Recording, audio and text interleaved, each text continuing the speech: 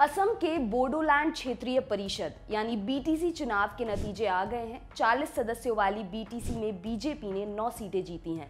पिछली बार बीजेपी ने इस चुनाव में केवल 1 सीट जीती थी। बीजेपी ने चुनाव के बाद यहां यूपीपीएल यानी यूनाइटेड पीपल्स पार्टी लिबरल और जीएसपी यानी गण सुरक्षा परिषद पार्टी के साथ गठबंधन कर नए बोडोलैंड टेरिटोरियल काउंसिल का गठन करने जा रही है। हालांकि इस चुनाव में 17 सीटों के साथ सबसे बड़ी पार्टी बीपीएफ यानी बोडोलैंड पीपल्स फ्रंट है, जो असम सरकार में बीजेपी के साथ शामिल है।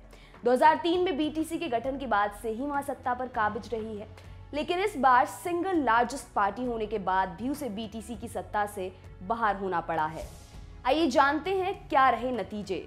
बीटीसी की 40 सीटों पर चुनाव हुआ। BPF 17, UPPL 12, BJP 9, Congress 1, GSP 1। Council के गठन के लिए 21 सदस्यों की जरूरत पड़ती है। 12 दिसंबर को नतीजे आने के अगले दिन असम के मुख्यमंत्री सर्बानंद सोनोवाल ने गुवाहाटी में बीटीसी में एनडीए के काउंसिल बनाने की घोषणा की। उन्होंने कहा कि बीजेपी, यूपीपीएल और जीएसपी मिलकर बीटीसी में नई काउंसिल बनाने जा रही हैं। यूपीपीएल के अध्यक्ष प्रमोद बोडो बीटीसी के नए अध्यक्ष होंगे। सोनोवाल ने ये घोषणा बीटीसी के सभी निर्वाचित सदस्यों के सामने की। न्यूज एजेंसी एएनआई ने मुख्यमंत्री सर्बानंद सोनोवाल की यूपीपीएल और जीएसपी नेताओं के साथ मीटिंग की तस्वीरें ट्वीट की। एजेंसी के हवाले से असम की बीजेपी सरकार में मंत्री हेमंत बिस्वा शर्मा ने बताया कि हम लोग नए बोडोलैंड टेरिटोरियल काउंसिल बनाने का दावा पेश करने जा रहे हैं। मोदी और शाह ने भी दी बधाई। ये चुनाव बीजेपी के लिए कितने अहम है, इसका अंदाजा इस बात से लगाया जा सकता है कि पीएम मोदी ने ट्वीट कर बधाई दी है। प्रधानमंत्री नरेंद्र मोदी और गृह मंत्री अमित शाह ने इस जीत पर एनडीए के सहयोगी दलों को बधाई दी है। प्रधानमंत्री ने ट्वीट किया, एनडीए नॉर्थ ईस्ट के लोगों की सेवा के लिए प्रतिबद्ध है। मैं अपने सहयोगी दल यूपीपीएल और असम बीजेपी को बीटीसी चुनाव में बहुमत प्राप्त करने के लिए बधाई देता हूं और जनता की आकांक्षाओं को पूरा करने के लिए शुभकामनाएं देता हूं। मैं लोगों को एनडीए में विश्वास दिखाने के लिए धन्यवाद देता हूं। गृह मंत्री अमित शाह ने ट्वीट किया, एनडीए ने असम बीटीसी चुनाव में स्पष्ट बहुमत हासिल किया है।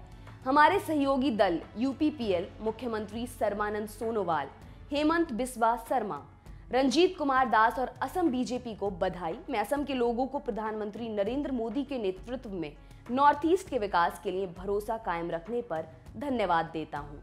असम सरकार में बीजेपी के साथ गठबंधन में शामिल है बीपीएफ। इस चुनाव में सबसे बड़ी पार्टी बीपीएफ असम की सरकार में बीजेपी के साथ गठबंधन में है। बीपीएफ के 12 विधायक हैं जो बीजेपी सरकार को अपना समर्थन दे रहे हैं। बीपीएफ के 3 मंत्री भी असम सरकार में शामिल हैं। 2003 में बीटीसी के गठन के बाद से ही उस पर बीपीएफ का कब्जा है, मगर प्रदेश में गठबंधन में शामिल दोनों पार्टियों ने यहां अलग अलग चुनाव लड़ा। बीजेपी के लिए अलग चुनाव लड़ने का फैसला फिलहाल सही साबित होता दिख रहा है। क्या है बीटीसी जिसे बीजेपी इतना महत्व दे रही है? पश्चिम असम के 4 जिलों को शामिल कर 10 फरवरी 2003 को बीटीसी का गठन किया गया था। बोडोलैंड क्षेत्रीय परिषद में कुल 46 सीटें हैं। इनमें से 6 नामांकित होते हैं, जबकि 40 पर चुनाव होता है। इन 40 सीटों पर 7 और 10 दिसंबर को चुनाव हुए थे। इस साल की शुरुआत यानी फरवरी 2020 में बोडो शांति समझौते पर हस्ताक्षर किए जाने के बाद यह पहला चुनाव था। ये इलाका बीपीएफ का गढ़ माना जाता है। बीपीएफ के 12 विधायक इसी इलाके से आते हैं। कोकराझार, बक्सा, उदलगुड़ी, चिरांग, यहाँ कई बोडो जनजातियां बसती हैं। बीजेपी नेताओं ने चुनावी रैलियों में विपक्षी पार्टियों से ज्यादा अपने सहयोगी दल बीपीएफ के खिलाफ जमकर हमला बोला और कई गंभीर आरोप लगाए थे। राजनीति के जानकार बीटीसी के इस चुनाव को अगले साल असम में होने वाले विधानसभा चुनाव से पहले का सेमीफाइनल मान रहे हैं। इस चुनाव के बाद ये भी कहा जा सकता है कि अगले साल होने वाले विधानसभा चुनाव में बीजेपी बीपीएफ के साथ गठबंधन नहीं करेगी। आपके लिए खबर लिखी हमारे साथी ओम ने। मेरा नाम है दिव्यांशी। देखते रहिए दी लल्लन टॉप। शुक्रिया।